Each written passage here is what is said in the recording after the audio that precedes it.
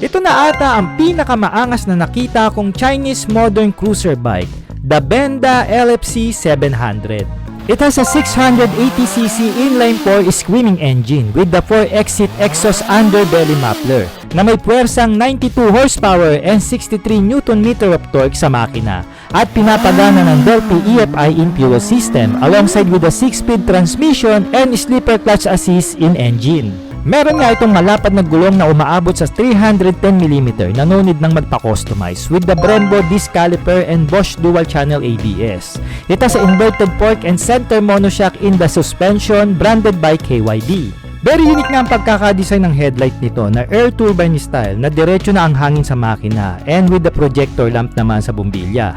With the fully TFT display panel na may features sa phone connectivity, navigation, and media. At merong mababang seat height na 695mm lang.